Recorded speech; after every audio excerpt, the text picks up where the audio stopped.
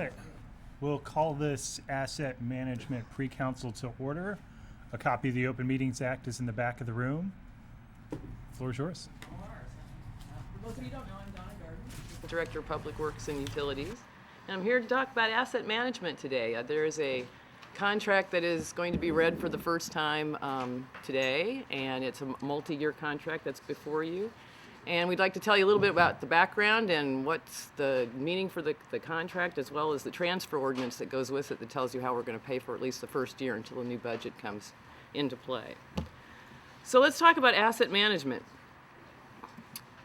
Asset management in the city of Lincoln currently consists of 5 different programs, a whole bunch of Excel spreadsheets, and a lot of people trying to figure out what's the right thing to do.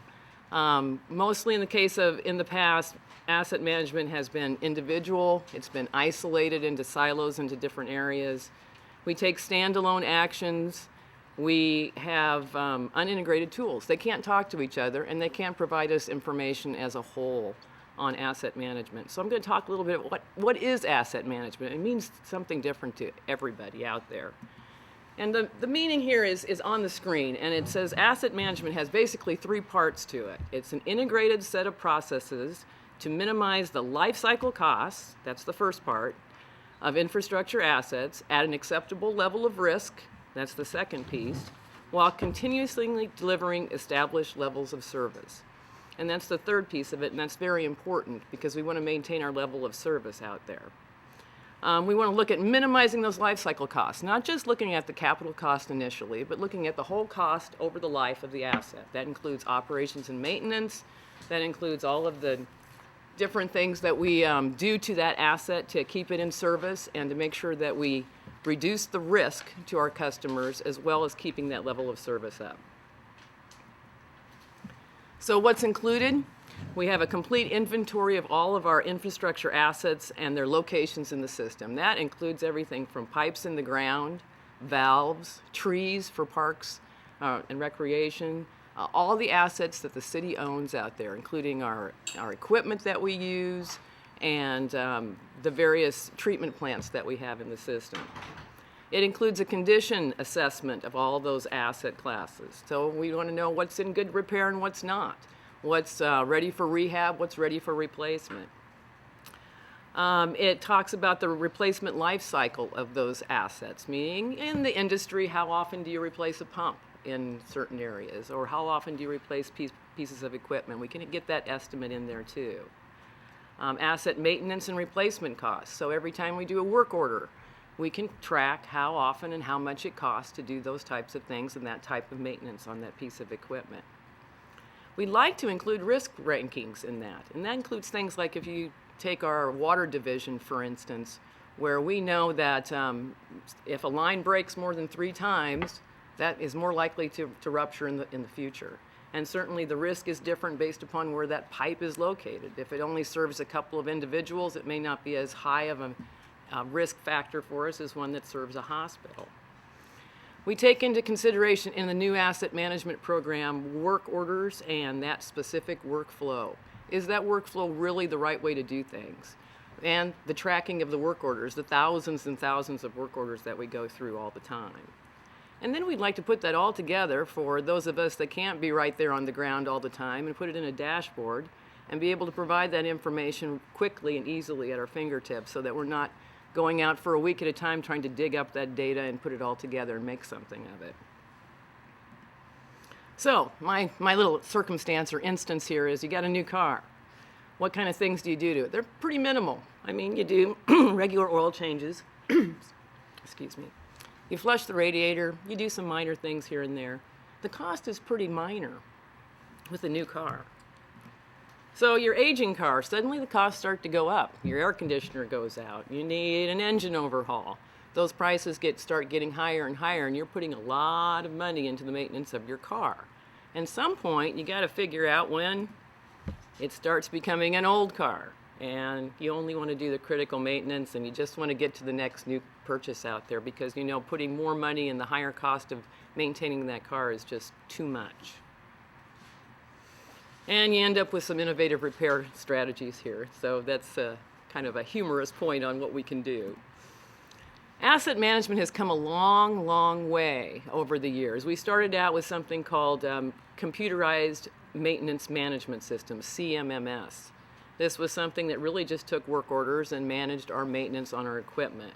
It just collected basically the basic info.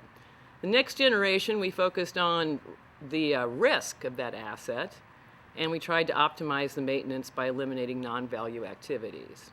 And now we're into the third generation of asset management, and it's totally integrated now. We can take a look at not only those workflows, those work orders, the service that we do, but we can integrate it with our financial analysis and our financial systems. And we can have an organized response and an idea of what we can do, the best plan for that asset.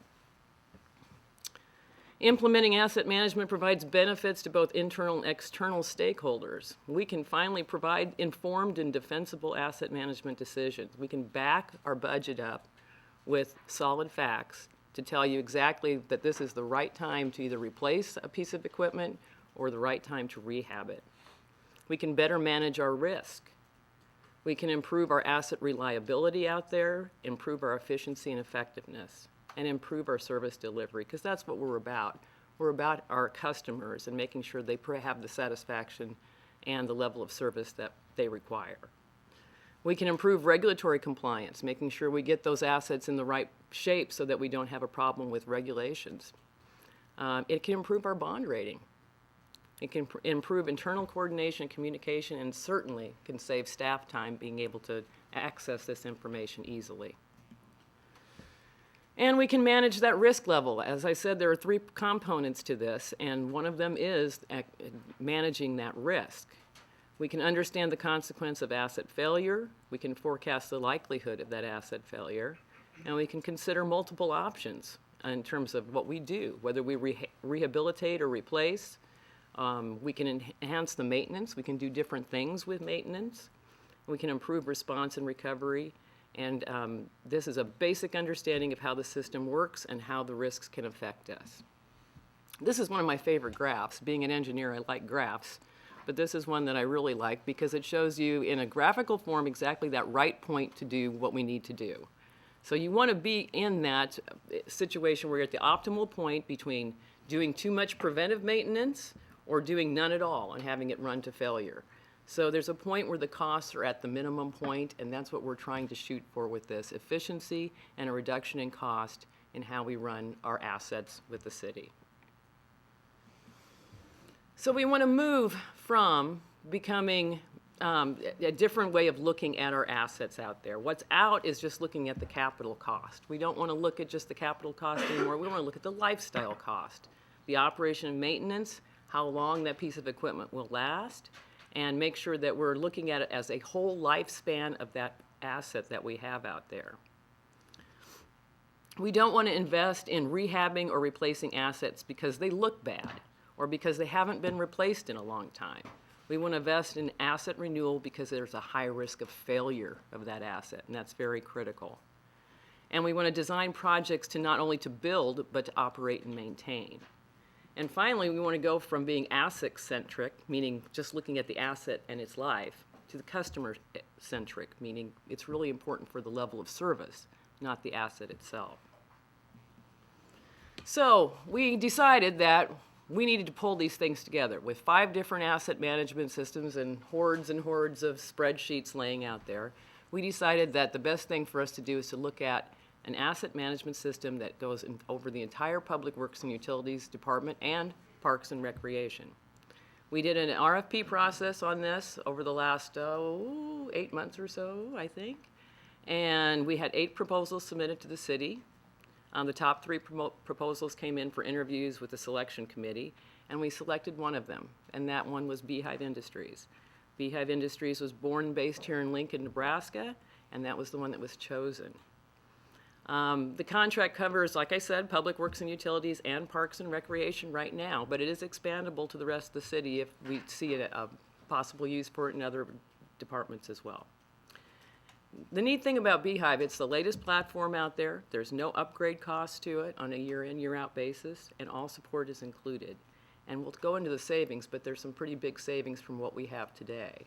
And we only had 5 asset management systems that run only a relatively small part of that. None of Parks and Rec was included.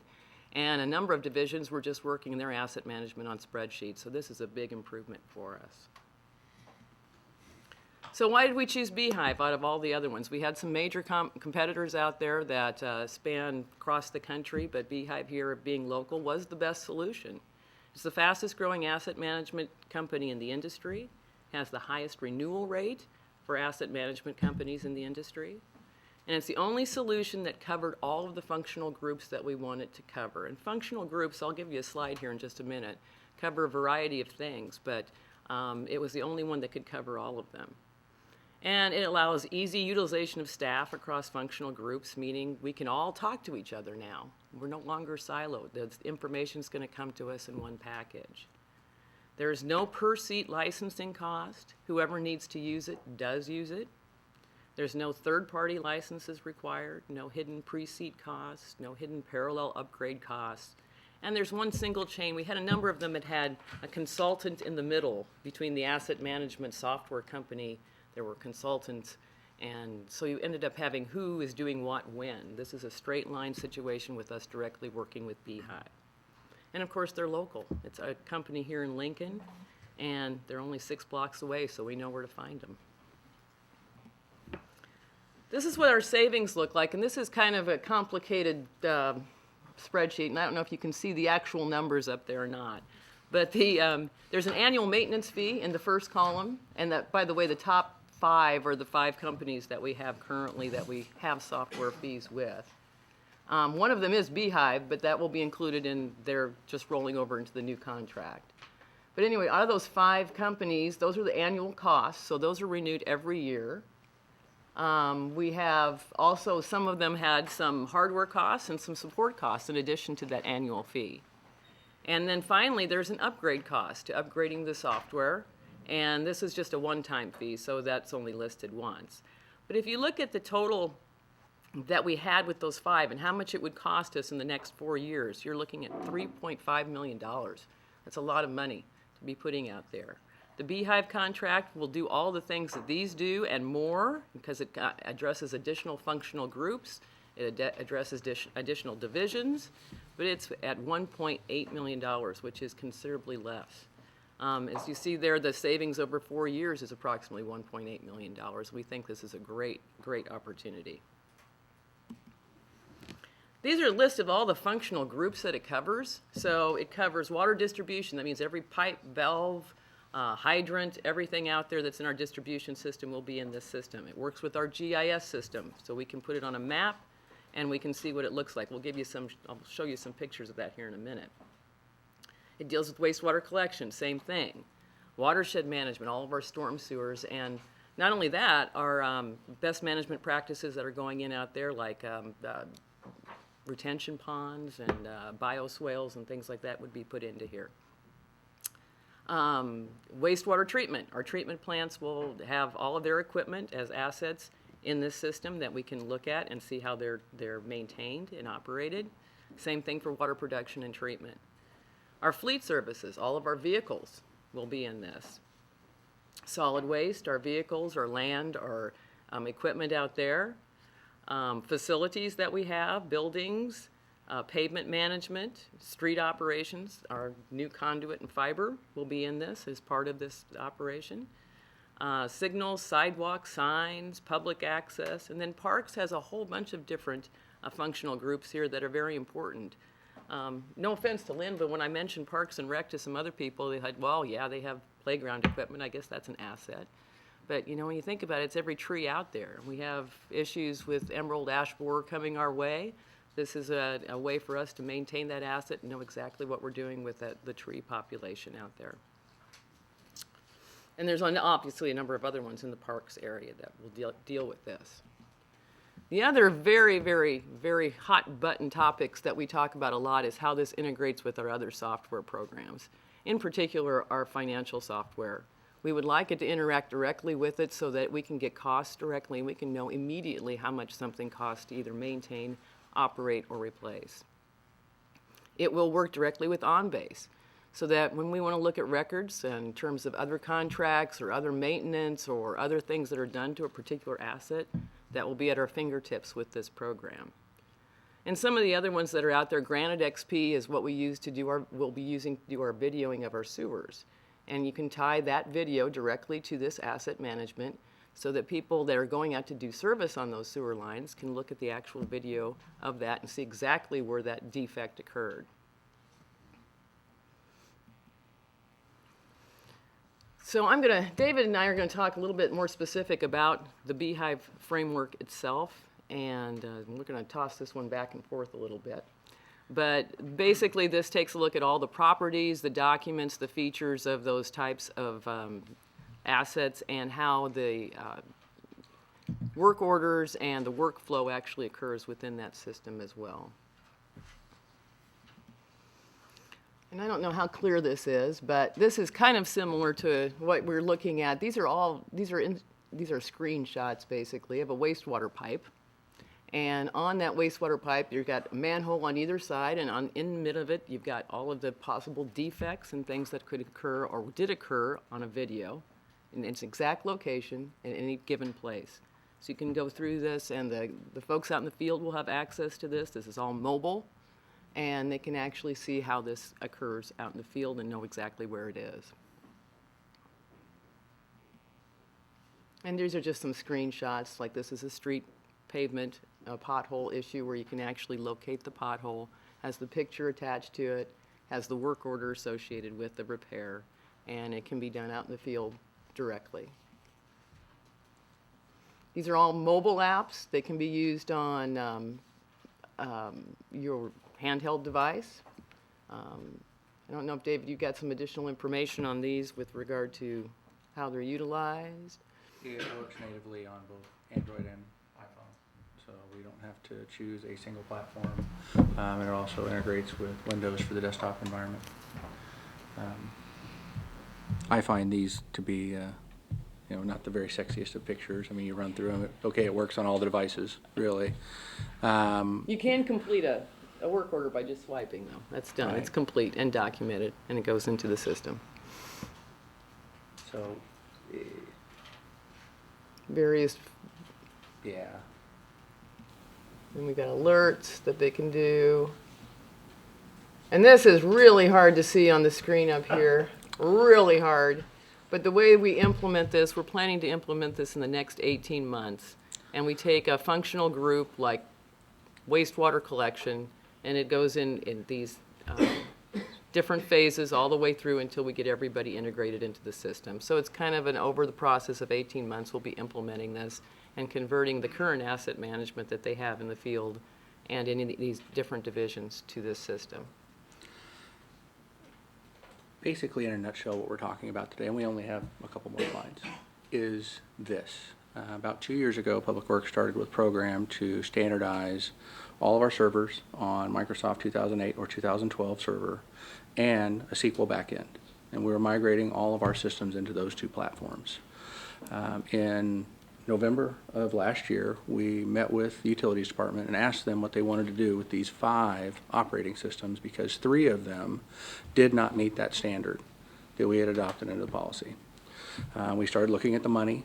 We were spending about $340,000 a year in licensing and maintenance cost of those 5 systems, and they did not talk to the 7 other pieces of software that we use in the department. And so we thought this was a pretty expensive solution. And we thought, one, that we could actually work together to change wholeheartedly. We started the RFP process. We worked with all the stakeholders. We actually reached out to Parks and asked them if they wanted to be involved. And we did this long RFP, painful process, 8 months.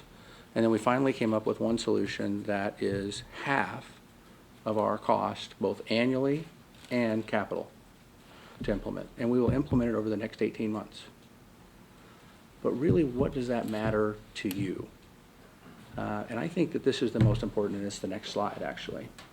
Power BI is Microsoft's cloud-based, basically engine to access databases, so that you don't have to be a database administrator to pull information out of a database anymore. If you'll go to the next slide, there's actually a video. We'll kind of talk about this, just click on it, it'll play. So we can make this available to all the counselors and for a cost of about $9 a month. And literally, it is a text window that will allow you to ask any questions. What you see right now is the Lincoln Water database that we uploaded into the system. And I wanted to know cost per budget item over for the year 2010. And you just ask it. And it's very clear. You don't have to have a degree in database management to actually get in there and find those information. What if I wanted to know, for instance, when the last time we flushed a set of sewer pipes in a particular neighborhood? With our existing 5 systems, we could not tell you that. But we can tell you with this system. Why? Because everything is an event. Basically, when our crews go out to do a flushing activity on a stormwater pipe or a wastewater pipe, they'll use their phone. Hey, we're doing this work order. Done. We're doing this work order. Next. We'll upload the video through Granite, and we can actually show you the videos. This, to me, is the more powerful tool. All of the asset management systems we looked at performed a very similar function. Track events, track work orders, look at the life cycle cost. Some of them didn't work on a iPhone, some of them didn't work on an Android platform, some of them had to be Windows only. The Beehive platform the Beehive product works on all of the platforms, which is what we enjoy. And we can actually go out and build this right here for you.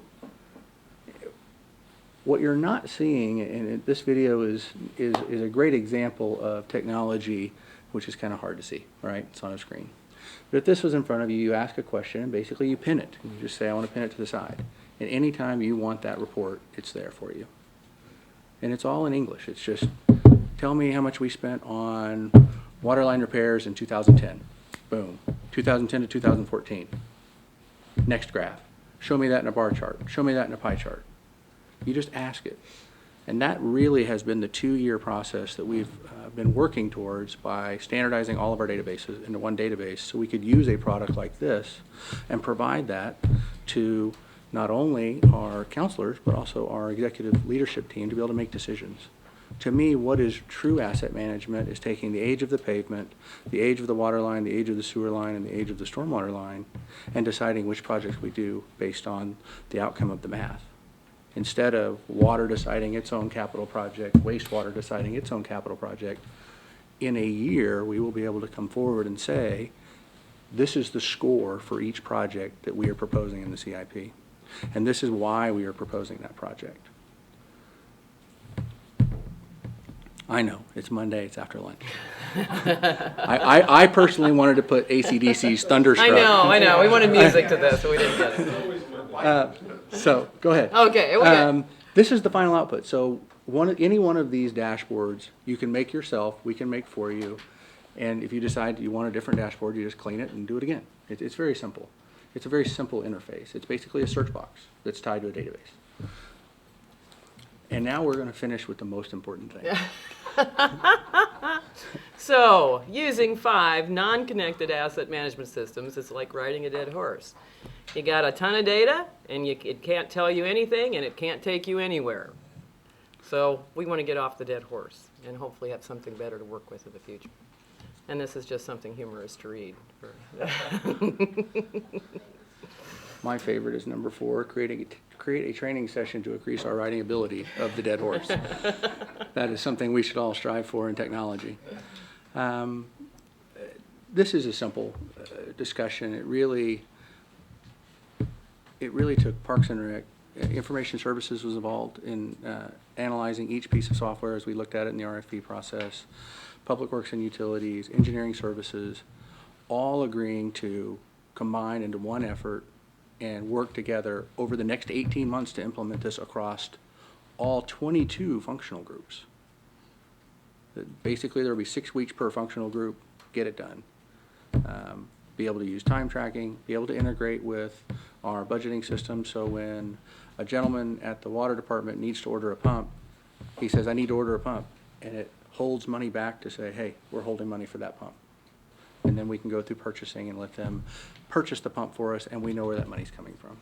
It will give a lot more transparency, more than anything. to all of the leaders in the city when we're making budgeting decisions. That's the goal of this software. And the fact that we're doing it for 50% less, that's not a bad thing either. This is new stuff to us, but this is not new stuff necessarily. No. No. Because my understanding is that Kearney uses this system, Hickman has used it, about half the NRDs in the state use it. Do we have any feedback from them on what their opinion is of this system? We do. We had one community out of the communities we polled that does not use the system anymore. The rest of the communities love the system. And for us, it's cloud-based. We don't have to buy new servers. We don't have to buy new databases. Beehive will actually put a server that runs locally all of our data on our network, and then they back it up to the cloud for us. I guess one other thing to say is what we've heard feedback from those communities is that the interface with the guys out in the field who are actually putting that data in is really good. They like it, they use it. And that's one of the most important parts of this is we have to have them use it in order for that data to be good.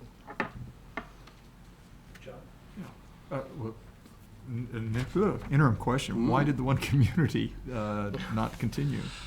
When we talked to that community individually, separate from the vendor, they said that it was under previous leadership that started that initiative, and the current leadership just decided not to carry that initiative forward.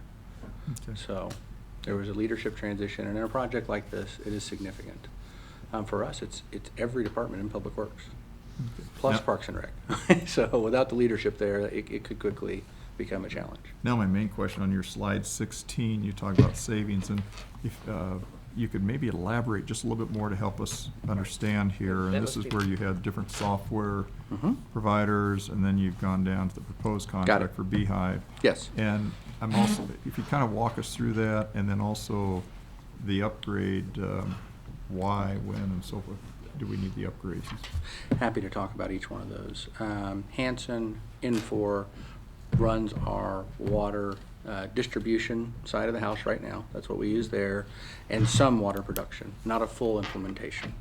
Right now, it costs us $55,000 a year in maintenance cost for software maintenance. That's what the licensing cost every year is for that software. Hardware, we pay $8,000 for servers. That's our 5-year replacement cost on the servers that we actually run locally. The support cost, $102,000, that is an internal cost that is charged to run just that software. Is that internal to the city? Yes. Or to our staff time, you're Yes. saying? And then the upgrade cost actually is very low. Hanson currently is upgraded at the 8.2 platform, but they're going to go to the 9 platform. And I'll get into why that $800,000 is there. Cartograph, we only use Cartograph for streets. Cartograph in 2014 sent us a letter saying we needed to upgrade and that our version of our Cartograph would be depreciated in 2016. The licensing cost alone is $400,000. We estimated the cost at $390,000 for the consulting work. That's low too. And I can provide you with all of the responses we get on the RFPs. Beehive, $47,000. There is no upgrade. There is no hardware. And so They we own the have been hardware. using Beehive to Yes, a we lesser do. extent. We use it for 5 modules, mostly in engineering services, sidewalks, snow, signs, traffic signals. We've been testing them for some time now. Of course, I just lost my page. MP2, we use that for facilities at a little bit at wastewater and at the MSC. So wastewater plant. And then WebShell is the fleet program that Information Services developed, I think 15 years ago, and has not been upgraded. We took the cost for each one of those, and then we took the cost to upgrade them individually and to maintain exactly the same system we're at right now over the next 5 years.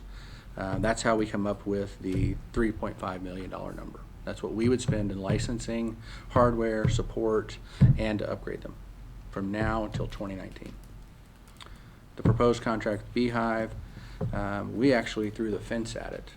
We said $168,000 a year in licensing costs. That's for the base software and every upgrade we've requested. The upgrades will most likely come in under that. But that's it. We don't have to maintain the database. We don't maintain the server. They do all that. The consulting cost of 1.2 is the cost to implement all units over 18 months. So the 1.29 million would be, it isn't like an upgrade in 4 years, it's the That's it. implementation. It's just the implementation. With the licensing cost, you get all upgrades on a cloud service. So as they upgrade each time, that's included in your annual licensing cost. Now, the upgrades on the whole group there, would those be immediate, or is that over a 4-year period, or how does that work? We actually, and I didn't print it off here, I can pull it up. When you look at the contract documents you've been submitted, there's 150 pages of it. When you dive down in there, we do a tier approach to the licensing. As each module is implemented, we increase our licensing. So right now, we pay $47,000. At the end of 18 months, it will go to $168,000. It just tiers up each time we do an implementation. Basically that bar chart that went across, that's also a licensing implementation chart. I need my final clarification, I'll defer to my colleagues.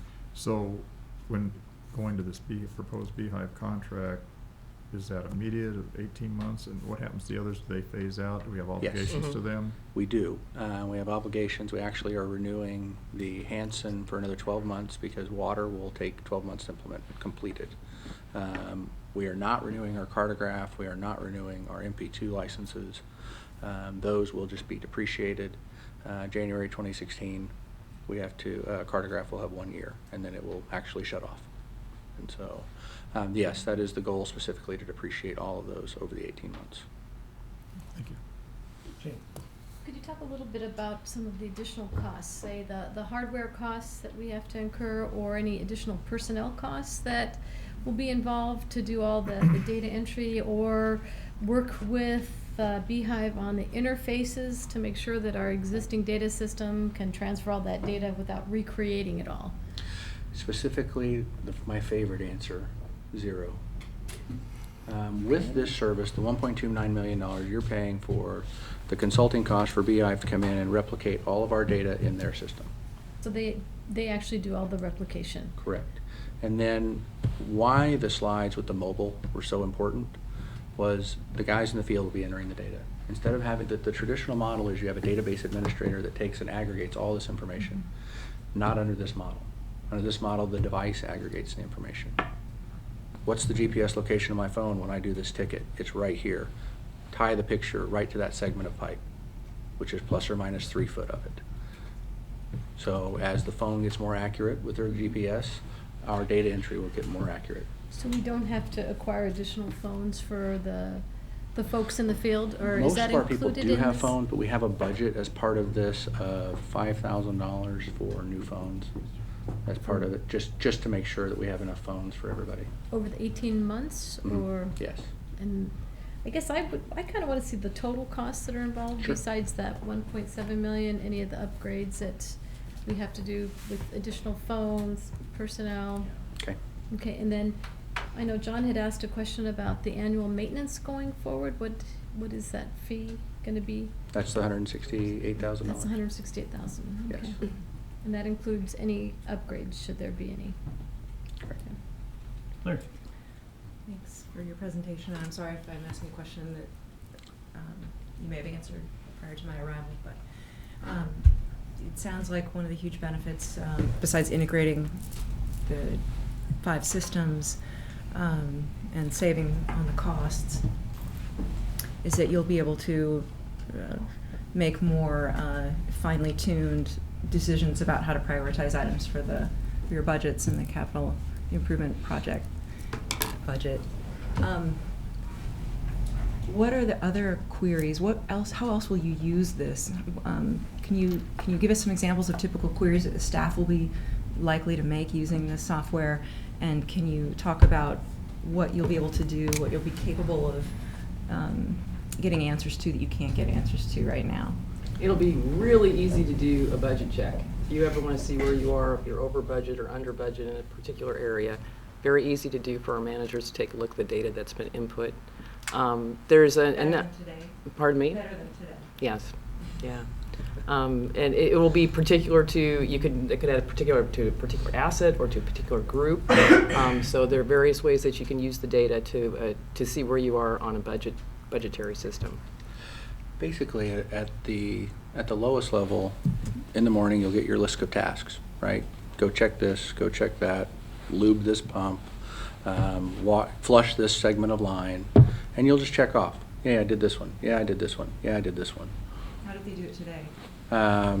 It's all paper-based in a lot of ways. It's literally, they get a list printed out for the wastewater plant or the water plant, and they go out and they check off the list, and then they come back and they send it into one of our staff, and one of our staff inputs it into the system. It is very painful in that part of the process. It's a process we have built over 20 years. So the process is well known, but it is very sluggish, if you will. I can't tell you right now, by looking at the database, how fast this particular process gets done, how many times we do it. I can't ask those questions because I would actually have to go ask our database administrator to write a query in Crystal Reports and pull it out and give me those answers, and I'll get back with you in a couple days with that answer. So that's the process as it sits now.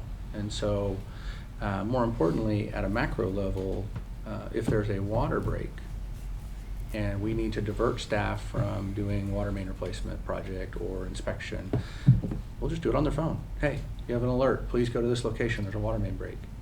More importantly, the first person on the scene takes a picture and uploads it to that event. Says, hey, this is what the water main break looks like right now.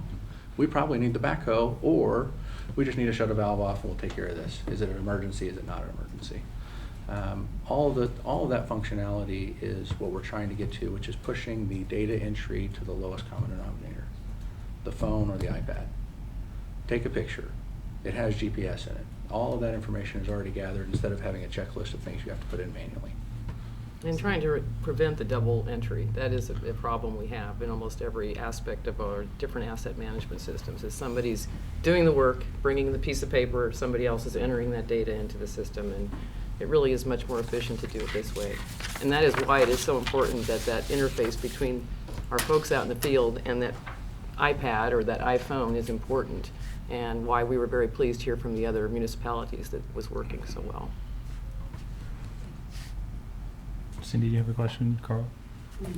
I want to get back just for a minute because this is all very extremely interesting. But when you initially were talking, you were talking about the asset management and all of the various infrastructure being part of the program. And one of the things you mentioned was being able to reinforce or justify the budget because we know what we're replacing. Are we going to be able to use this for predictive budgeting also? I believe you can, yes, certainly. I mean, you can look at the life cycle of an asset, and you'll actually be able to say, instead of just saying, I haven't replaced it for a long period of time, you can actually look at your maintenance cost and start to predict when that optimal point is going to happen. And we certainly hope to be able to do that. And we certainly hope to be able to bring it as a tool to budget, to be able to provide you with the information to make a good judgment on what should be in there and what shouldn't be in there. For this upcoming budget cycle? I wish. Maybe for Maybe for the midterms. For one or two asset classes. yeah, we yes. might make it for a couple of them. Okay. Carl? Thanks. And good question, Cindy. What we learn is that materials that are used in public works changes from time to time. Sometimes successfully, sometimes not so successfully. So sometimes things that are 80 years old might actually be better than things that are 50 years old. Mm-hmm. So maintaining and managing all those things and being able to see how things are deteriorating, it's not just a calendar situation, it's really looking at conditions and what's the product that's been used in soil conditions and all different kinds of things. So that's, yeah, I think that's probably one of the greatest promises. For us, we're oftentimes responding to complaints that we get from people about, why is it taking so darn long to finish South Street or whatever the project is. So this helps us when we figure out how to use it to be able to look at status and things and be able to get that snapshot. We would definitely envision, I call it training, but a class is how do you use this, Yeah. and making it Great. available on an annual basis, because when we are building a budget, it is very collaborative. We come and say, here are all the lists of the projects, but right now, we say based on 30 years or 50 years of experience, we should do these projects. I can envision a day where I say, here's the score of this project, and here's why we're proposing this project, and would you help us figure out how we want to rank these? And then we can actually say with certainty, This is why we're doing these projects, based on a score that we can all see and we can all have a conversation. So with the systems we have right now, that's just not possible. Jane and then Roy. You mentioned facility management as well. Have you considered using or allowing Public Building Commission to piggyback onto this to manage and track some of the properties? I assume that you were hoping to use it for the city properties, but also for the city and county properties. Specifically, it's open to anybody. When we started this project, we looked at who owned the largest amounts of assets, and Parks and Public Works really are the two core central groups. And we met with Lynn and Parks and said, would you embark on this mission with us and try to figure out, what's the right software to use, something that would work for both of us. I can see that we also have Fleet for Public Works, we have Fleet for Police and Fire, Public Building Commission. I think they would be interested in looking at this project. I would just ask you to give us 18 months so we're done first. And then open it up to anybody. But we're going to be pretty jealous of that timeline because we would like this to be done quickly. So, Roy. So when you say open to anybody, would it be possible at some point to have it open to the public for read only? I think so. Yes, I don't see a problem necessarily. I think that opening information and how we secure the information around our raw water lines or our force main sewer are really the only concerns. I definitely see a day where you have access to, say, some version of this. I know the age of the water line in front of my business. I know the age of the sewer line. I know the age of the pavement. And I'm buying this property based on that information.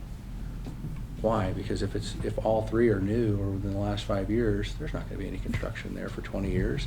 My business is going to be impacted less. More importantly, making the raw data available to the engineering companies in the community so they can do their design based on this information, the most current, the most up-to-date. That is what we're striving for. John? Yeah. With this volume of information, it's amazing to an older person like me that you were able to accumulate it. It sounds fantastic. And this is the lawyer in me asking this, but unfortunately we have some challenges in the world on security breaches or what have you. And I know over the years, I've been on the council, we've addressed some things to ensure that the citizens are protected. You're getting all this information together, and one of my colleagues was asking about, read-only, I guess, versus that. But I've got to assume that Beehive and others have instituted the right firewalls or security clearances or something so that we're still protecting the citizens and this information can't be misused. Could you maybe address that? It is a private cloud. We did look at the security argument, and the security argument is some version of this. And Beehive is here, and I'm happy to, if they would like to speak to this. But in our evaluation, there were basically two models. One model is you run the security yourself.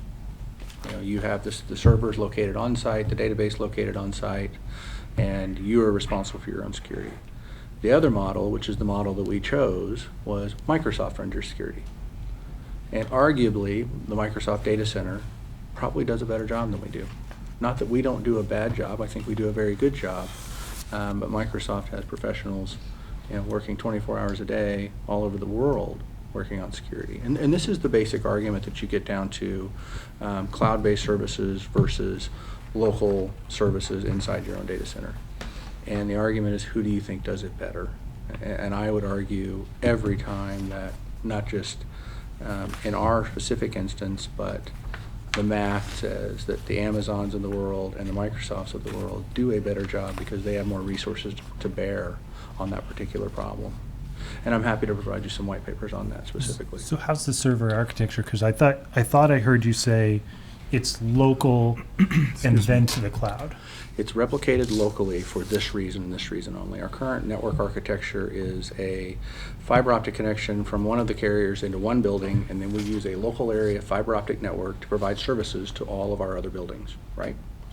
So if that connection were to be cut to the outside world, to the big internet, the big I, then that replicated database locally would continue to operate. And from all of the public buildings, we would be able to access this service. No problem. Log right in, it would look just like normal. And when the big I internet connection was restored, the database locally would replicate to the cloud. Isn't that kind of redundant? Because it seems like most in most cases in the marketplace now, that places are ditching that local internet in favor of the cloud because of the redundancies that, like you said, Microsoft and Amazon have. I mean, when you disconnect from one Amazon data farm, server center, it's almost instantaneous to the next one. It is. So, I mean, with us having our own system, are we duplicating something here that we shouldn't be? We are duplicating something, and it's more of a step. Okay. And the step is, we don't have anything in the cloud right now. This will be our first foray into the cloud. And by allowing, and actually it was at our request that Beehive put a server locally, then we can step into that and feel comfortable with the discussion of if the Big I internet was cut, we would still have the database locally. I agree with you. The answer is put it all in the cloud and be done with it. But yet we need to step into that gradually. And I think that's what we're doing here specifically. In the workflow, the data you have in there is only as good as the person that enters the data in. So how do you make sure that the data that's going in from people that are out in the field, is there double checks to make sure that that's right? Or is it comparing to data that's in those siloed systems now that it's being implemented into Beehive now? How do you make sure that the data's right? You're asking two very good questions. One question is how do we check the data when it's going in? Yeah. And I would tell you that on some of our systems, we have 20 years of history with that particular workflow. We must, oil the pump every X, so we know that. And the only difference is instead of writing it on a piece of paper, we're going to do it on a phone. Those workflows are going to be replicated. They're not going to be new. The new workflows are the areas where Parks and Rec does not have an existing asset management system. Sure. Those are going to be vetted as we go forward. And the process, I believe the information you get is based on the process you provide. So if I provide you a very cumbersome 15-thing item you've got to fill out every time, it's burdensome, you're not going to use it. If it's a yes and no, 5 foot deep, 3 foot wide, easy, you're going to use that. We have one person right now that checks the database and does that error deduplication for Hanson. Mm-hmm. None of the other systems have that right now. Okay. So we are going to a much better place, because that one person will now be responsible for one whole information ecosystem, which is all of the assets. I just wanted to give Lynn and Thomas a chance to say something before, yeah, go ahead. But I want to give them a chance to speak, so it's. Going back to your statement about raw data, I'm interested in that. Do you foresee, besides engineering firms that work with us, other sorts of problems that the city faces that by putting this raw data out there, potentially there could be entrepreneurial solutions to some of your problems? Can you speak to that a bit? There is Moving towards no more open other data. business I would rather be in than networks and database architecture right now. The problems you're talking about, everybody's looking at. At some point, anybody in the public can come in and say, I would like to make a public records request about this particular line in this particular location, and we would tell them, here is the information. The arguments are twofold. On one side of the argument, you have the national, I'm going to forget the name, basically the Weather Service. The Weather Service used to charge for all of the access to their radar systems, and it was ranged from $300 to $50,000. And in 2010, they decided to make all of that data available free and open to the public. And now you have radar on your iPad, right? We all watch radar on every one of our screens when there's a snow event. What is the value of that? Some argue that was a $1 billion injection into the economy. And the other argument is, it's our data, we need to keep it close, and we shouldn't share it. I fall on the other side. I think you can secure the data and you can track who's accessing the data. You make full details available to anyone with a licensed professional engineer in the state of Nebraska. And then you make a smaller subset of the data available to anybody. No raw water lines, no force main, but if you could create an app, and we have a lot of developers here in Lincoln, and that app was for plumbers. Where is the tap? And that's the name of the app, Where's the Tap? And so you want to go do a plumbing job, you walk up and you click on it, and it logs into our system, and it says the age of that line is this, and the tap record that we have that is most current, which may be from the 1920s, is right here. And then they get to actually go do that and have a conversation with the homeowner. Why would we not make that available as part of our 21st century initiative? Why would we hide that? Are we concerned that somebody is going to cut a service line? Not really. I mean, if they do, we fix them. We fix them all the time. Probably the most common thing we do is fix service lines. But what value can we create for the community by making that information available instantly? And I think that's the argument we're making as Public Works is, we're going to save money, yes, but more importantly, we're going to give you the tools that we have and have a two-way conversation about budget, and then make those same tools available to our entrepreneurial community to be able to build new things on top of it. That's really exciting piece of it. Thomas, Lynn, thoughts? Well, we are essentially the new player at the table on this, and I think we truly do benefit from partnering with Public Works, because our system today is essentially a paper-based system. You heard Donna talk about multiple database systems, asset database systems, Excel spreadsheets. That's what we have today. By partnering with Public Works, we end up with a single system. There are significant economies of scale, so we will benefit from this because our costs will be less from partnering through this system. We've been a full partner in this. I do want to thank Public Works for allowing that. They've invited us to be at the table through the learning process, and then also through the selection process.